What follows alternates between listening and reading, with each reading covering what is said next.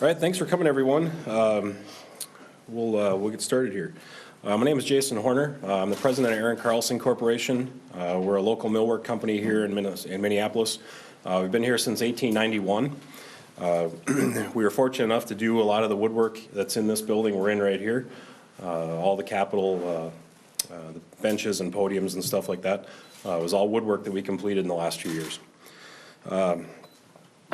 For decades, we've been doing ballistic protection for courtrooms, police stations, high net worth single family homes. A few years ago, we decided that it was time to bring it a little more modularly and out to kind of more of the masses. So we set out on a process to make our system modular. And basically, it's very easy to install, can go up in a very short period of time, and can protect the schools now. That's one of the big components of our system. We recently had it patented, and then we set out to figure out how to put it up, and then the events at Parkland happened, and we decided that this could really come in play right now and help the schools. So what you look at here, a lot of the things you've seen out in the market make schools look like prisons. They're metal, they're cold, they're not glass. You'll see things like this. This is a sample that's actually been shot. This was shot 9 times. This is what it would look like new. It's warm, it's inviting, it's not cold.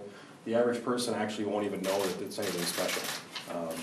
So it's very easy to handle and is incredibly resistant to attack. Being a Minnesota company, we want to focus in on Minnesota being a leader in the solution to this problem. And we're thankful for the support from the legislatures that are here with us today. With that, I'd like to quickly introduce Ryan Schmidt. He's one of the members of our team, and he's got some comments on how local law enforcement perceives the product. Good morning. My name is Ryan Schmidt. Thank you for having me here. I've had several conversations within the Wounded Warrior Project as well as local law enforcement. As a retired veteran myself and mentor with the Wounded Warrior Project, we had several conversations about employing veterans through the Warrior to Work program, through Safe Schools, Safe Kids, as this continues to grow. Through local conversations with law enforcement, I have showed them products, samples of what we are doing with Safe Schools, Safe Kids. It's been well received, and looking forward to installing it into schools. I'm going to turn it back over to Jason at this point in time. Thank you very much. Thanks, sir. Thank you for service. Next, I'd like to introduce Senator Carla Nelson. She's been part of our early discussions on how to get this funded and how to move this forward. Thank you. Yep. Well, good morning. As the chairwoman of the Senate Education Finance Committee, we know that this legislature has been laser focused on school safety. And we know that school safety is paramount. It's paramount that our kids are safe. It's paramount that our parents know their kids are in a safe facility. And it's paramount that our staff as well knows that their facility is safe. And so you know that I've authored the Safe and Secure Schools Act, which is laser focused on how do we make the school facilities safer for our kids. One of those key ways, of course, is as law enforcement told me when I called them, when I called leaders on February 15th, following the tragic shooting, what do we need to do? And they all said the same thing. You need to harden the target. We don't like to think about schools as targets, but clearly they have become targets. It's essential that our school districts have the funding to be able to make those buildings, their campuses, safe. That's why I'm glad to be here today. That's why we've focused on safe and secure schools, both on hardening that target and also making sure that we have the staff in those buildings that can help prevent and deter these type of tragedies. Thank you.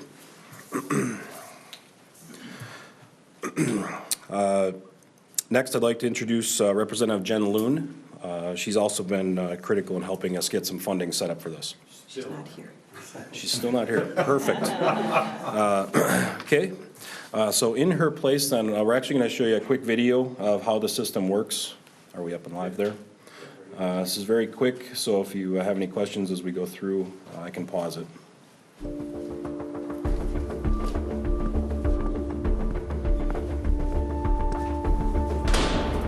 So what you'll see here is, in theory, an active shooter approaching a building. And one of our most common sense objectives here is to stop the person right at the front of the building. So one of our first level of deterrent is to stop them in the vestibule and consume minutes of time while they engage targets. In theory, defeating the active shooter right there at the first entry to the building and keeping everybody else behind the building safe.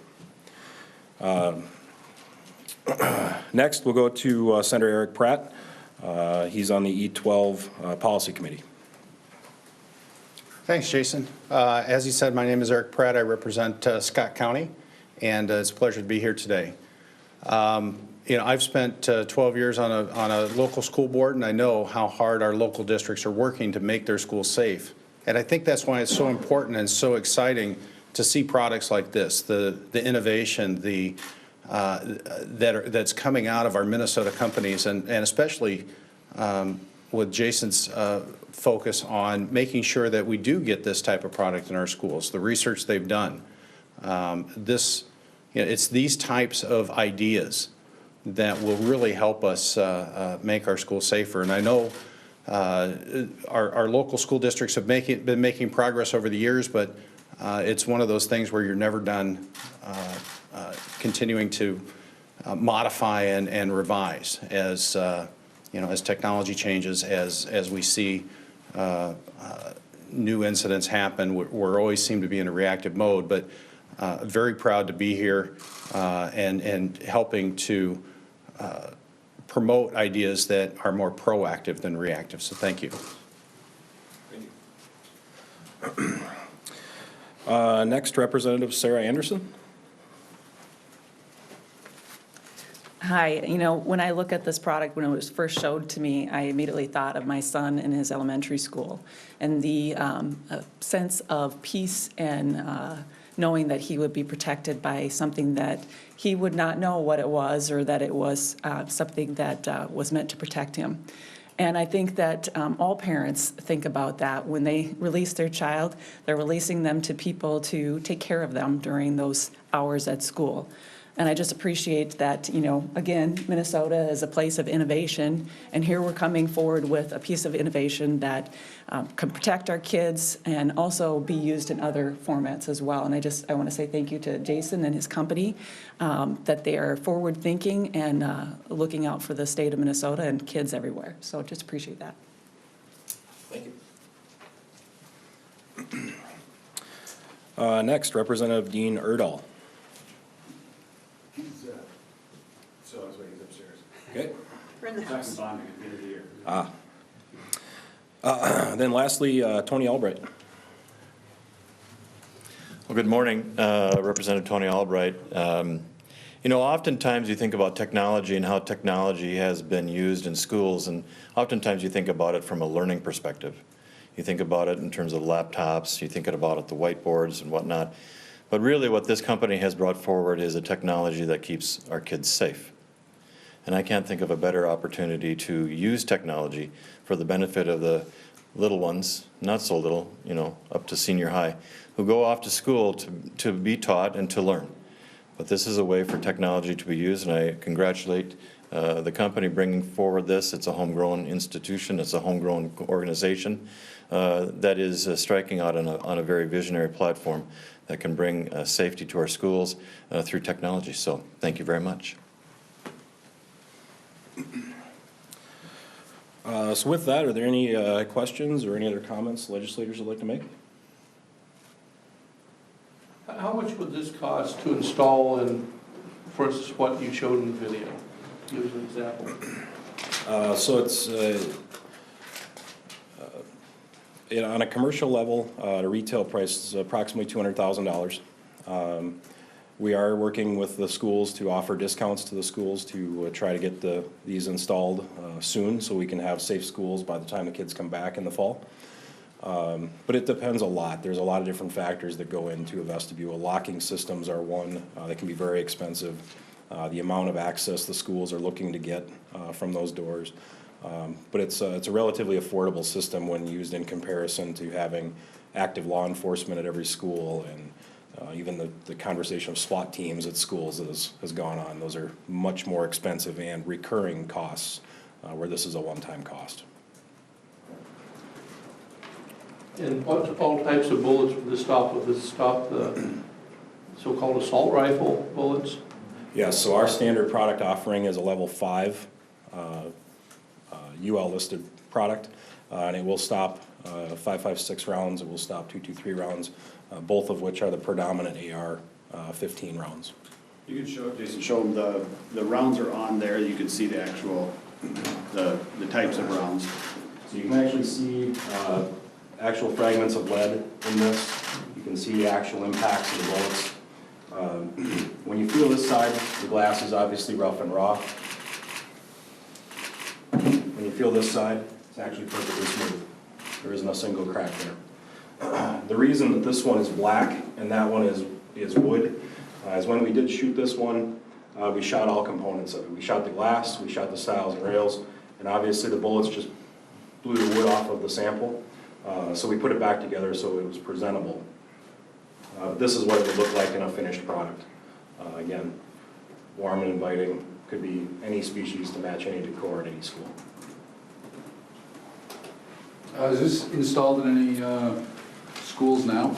No. Public buildings or any? No. What kind of places has it been installed? So it's been installed in banks, courtrooms. We've recently completed projects like the Sherburne County Courthouse, Chisago County Courthouse. Really, sadly, until 5 or 6 weeks ago, nobody had ever contemplated even putting this into schools. It just wasn't part of our frame of reference. So as we work closely with schools, we're working currently with several school districts in Minnesota, also North Carolina, Wisconsin, to try to get the initial prototypes in. But again, they're all based on decades of experience we have doing other ballistic protection, virtually identical to this, just not in schools.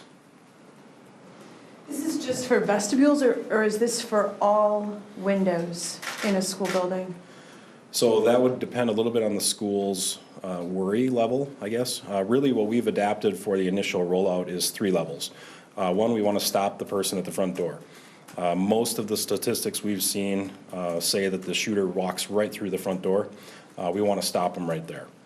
The second level we would do would be classrooms. So we would do classroom doors. If you remember at Parkland, the one student was shot several times barricading the door with his body. These doors and these windows could be used in those classroom doors so that any shooter that tried to shoot that door, the person would be safe behind it. The last place would be fallback zones.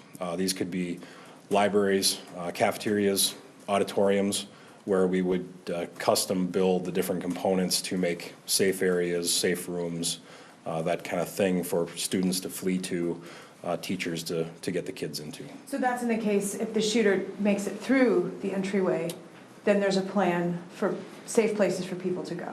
Yes, because every school is different. For instance, I went to Jefferson in Bloomington. That particular school building has multiple large vestibule entrances, so it's hard to protect all of those vestibules. In that case, we would probably want to try to funnel everybody through, but we would want to look at more at secondary defenses, whether it be the classroom doors or the auditoriums. Other schools, Big Lake is a great example, has a very straightforward front entry design. It would be very easy to protect that vestibule, then maybe less protection actually inside the school. Again, thinking that we would stop the shooter right at the front door. This is really a case-by-case then, choices for schools to make based on how the school is designed and what you said their level of concern. Yes. And one of the reasons we have Ryan on our team is he's an ex-Army sniper. Army Recon sniper. So what he does is helps us. When we look at a floor plan of a building, we say, you know, how would we tactically attack this building if we were going to be the shooter? And there's where we want to start to put in those barriers of defense. Schools don't often have a lot of that kind of experience in their background, so we're trying to help them with with what they might think are the needs and the best way to protect the students. A question for the lawmakers there. It seems like most people agree that school safety is a top priority, but critics would say there's been reluctance on part of Republicans in particular to talk about gun reform. Why is that not a part of this conversation?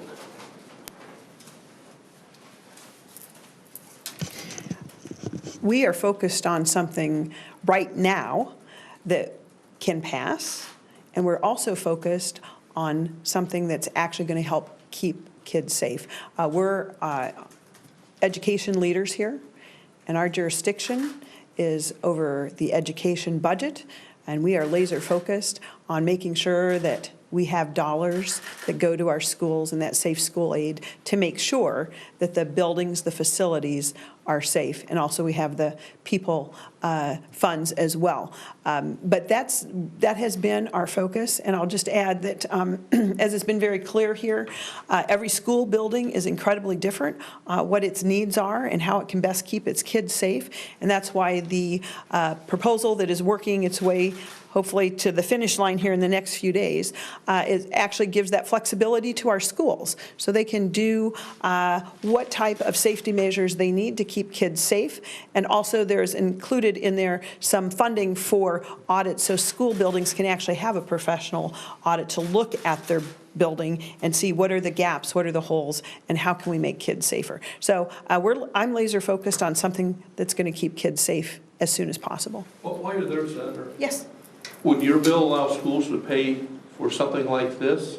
And would it be enough money for a school district? This is a little pricey. It was going to be $200,000 for one school. How far would that money go if they could use it for this? Yes, the bills that have come off the Senate floor provide direct aid, Safe Schools aid to our schools. It's about, trying to recall off the top of my head here, I think it's about $20 million for Safe School aid. There's also some in the tails. Remember, this is not a budget year, so this is what we're looking at for 2019. There is a provision in the legislation, though, that would help money go further, and that's by allowing the Safe Schools money, whether it be the levy or the new aid that we're proposing, to be used to pay for bond debt. So school districts could continue. So we were trying to put all the tools in the toolkit that we can to make sure that our schools can work to make kids safe. Is that enough for schools to actually purchase this type of product or something? I'm sure it depends on the school. Every school is different. The aid goes out on a per pupil level. The numbers are still a bit in flux, as you know. But again, I just want to emphasize that the Senate Republicans are laser focused on safe schools and how can we make sure that those buildings are safe and that we have the safety people inside to help as well. So again, providing the maximum flexibility, allowing those dollars to be leveraged through bonding, and then know that we have another budget year coming up next year, which will be a full budget cycle.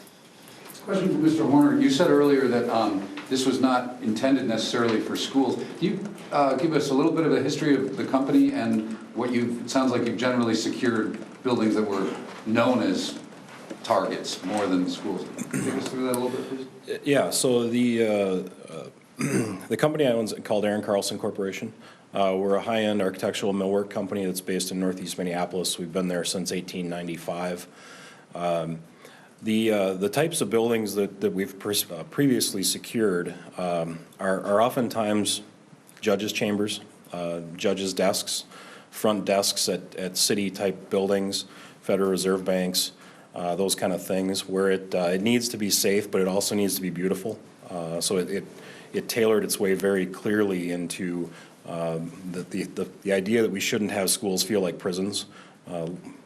Meshed very well with what we had done in the past. And we've talked about hardening up schools really since Columbine, but it sounds like until, what, Parkland, you didn't decide that you were going to take your company into this realm? Well, we had started to move towards a more cost-effective modular-based system that didn't have to be custom designed at every level to fit individual needs. And It took us about a year, going through the patent process, through different design renditions, to get to something that really made sense. And it frankly just happened to time out with the events at Parkland. How does the system perform against explosives, blunt force, shrapnel, those kind of things? So blunt force, if you want to come over and touch and feel these, they're very heavy. They will withstand blunt force. Baseball bats very, very well. There is some relatively